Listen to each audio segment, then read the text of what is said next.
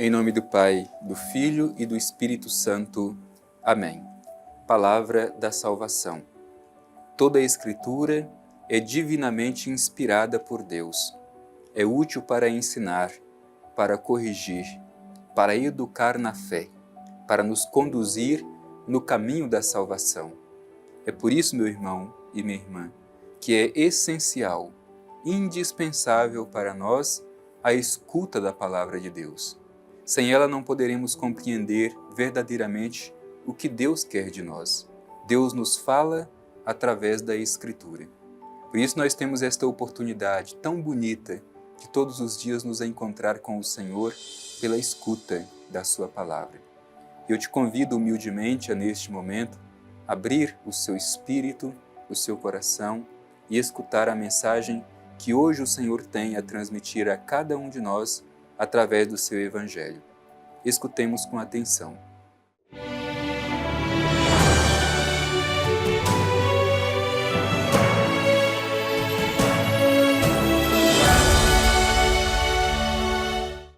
Proclamação do Evangelho de Nosso Senhor Jesus Cristo segundo João.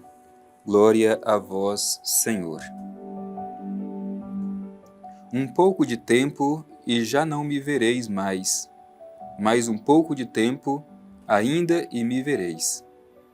Disseram entre si alguns de seus discípulos: Que é isto que ele nos diz? Um pouco e não me vereis, e novamente um pouco e me vereis. E vou para o Pai. Eles diziam: Que é um pouco? Não sabemos de que fala.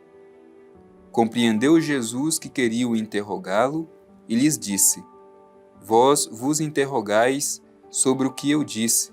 Um pouco de tempo e já não me vereis. Mais um pouco ainda e me vereis? Em verdade vos digo, chorareis e vos lamentareis, mas o mundo se alegrará. Vós vos entristecereis, mas a vossa tristeza se transformará em alegria. Palavra da salvação. Glória a vós, Senhor. Meu irmão e minha irmã, vamos abrir o nosso coração para acolher a mensagem deste Evangelho que nós terminamos de ouvir. Ela tem muito a nos ensinar e nos ajudar a compreender a nossa missão no mundo, à luz de Cristo crucificado e ressuscitado. Qual é o nosso lugar, qual é a nossa missão, reunidos com Jesus ressuscitado? Como a Igreja precisa atuar no mundo? Este Evangelho nos ilumina, nos ajuda a compreender o nosso compromisso neste mundo. O Evangelho começa com essa expressão de Jesus: um pouco de tempo e já não me vereis. Mais um pouco de tempo ainda e me vereis. É interessante porque quando a gente vai olhar o texto, este ver aqui que se repete duas vezes não é a mesma coisa. É diferente. Um pouco de tempo e não me vereis. É o ver físico, não verão mais Jesus fisicamente, porque ele será entregue nas mãos dos homens, será condenado à morte, vai morrer numa cruz. Portanto, não o verão mais fisicamente. E o Evangelho diz: mais um pouco de tempo ainda e me vereis. Este outro ver é diferente. Não é simplesmente o ver físico, não é uma constatação física, é o ver da fé, através da ressurreição. Portanto, com a crucifixão, não o verão mais fisicamente, mas com a ressurreição, o verão pela fé. Nós também precisamos acolher esta dimensão do ver Jesus, não simplesmente como constatação física, mas o ver da fé. É por isso que os discípulos de Jesus não compreenderam o que ele estava dizendo. Diz o Evangelho: disseram entre si alguns de seus discípulos: Que é isto que ele nos diz? Um pouco e não me vereis, e novamente um pouco e me vereis. Eu vou para o Pai. É importante a gente também se localizar nessa pergunta que fazem os discípulos, porque não compreende por que Jesus diz que um pouco não o verá e um pouco de tempo depois o verá de novo. Portanto, são modos de ver diferentes. É o ver da constatação física, não mais verão Jesus, e o ver da fé. O verão à luz da sua ressurreição. O olhar da fé. É preciso passar desta dimensão para uma dimensão mais profunda. A dimensão da constatação simplesmente física para a dimensão da fé. Nós também precisamos fazer esta passagem. Ter os olhos da fé, o olhar teológico, que nos ajuda a compreender a presença de Cristo ressuscitado em nosso meio. É por isso que Jesus nos ajuda a compreender o que ele está dizendo, diz o texto evangélico. Compreendeu Jesus que queriam interrogá-lo e lhes disse: vós vos interrogais sobre o que eu disse, um pouco de tempo e já não me vereis, mais um pouco ainda e me vereis? E aí, de forma solene, Jesus vai dizer de modo mais claro o que ele está dizendo.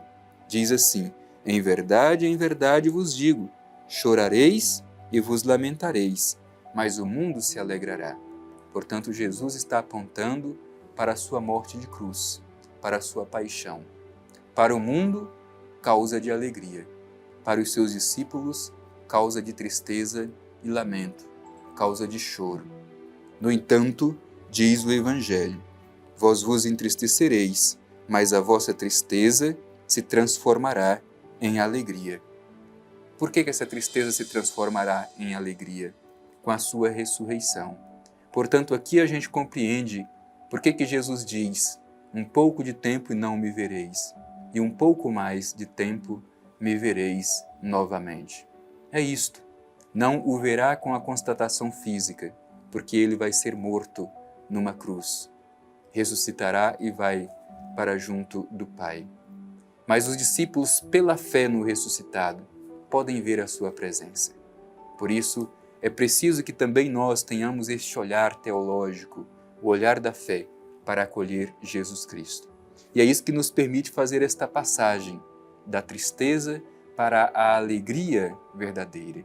A tristeza que se transforma em verdadeira alegria à luz do ressuscitado. Meu irmão e minha irmã, é importante a gente tomar consciência disso. Este trecho do Evangelho faz parte do grande discurso de Jesus a seus discípulos quando ele dirige suas últimas palavras. E como nós sabemos, as últimas palavras da pessoa que sabe que o momento da sua morte está chegando são as palavras fundamentais, são as palavras essenciais, que devem ser guardadas como uma herança para a vida futura. É isso que Jesus está dizendo a seus discípulos. Está encorajando os seus discípulos a atravessar tudo o que está por acontecer. É bonita esta preocupação de Jesus de ajudar os seus discípulos a enfrentar as dificuldades. Jesus sabia que eles iam precisar destas palavras de encorajamento.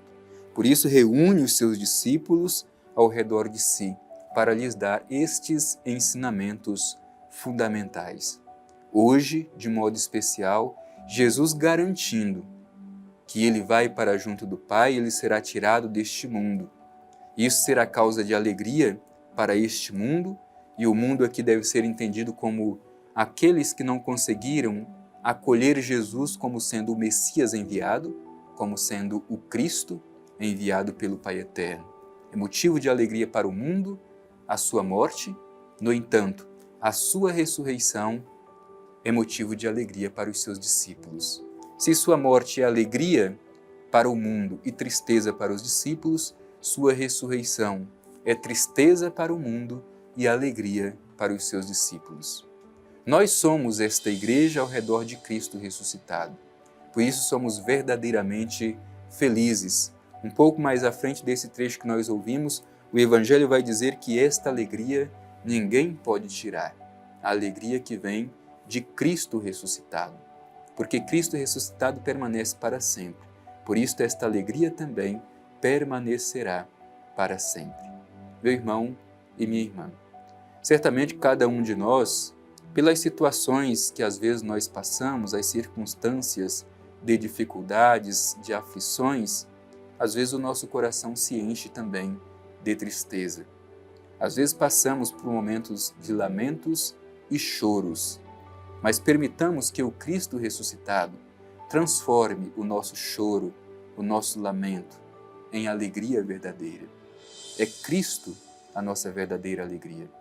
Ouvindo esta mensagem do Evangelho, vamos renovar o nosso espírito e viver esta verdadeira alegria que é Cristo ressuscitado entre nós.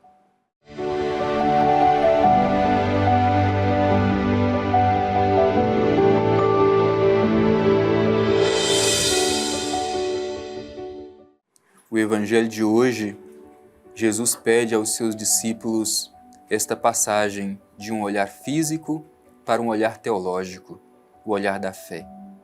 Nós também precisamos fazer esta passagem, superar simplesmente o nosso olhar de constatação física, mas fazer um olhar profundo, um olhar teológico, um olhar da fé, que nos ajuda a compreender a presença de Cristo em nosso meio.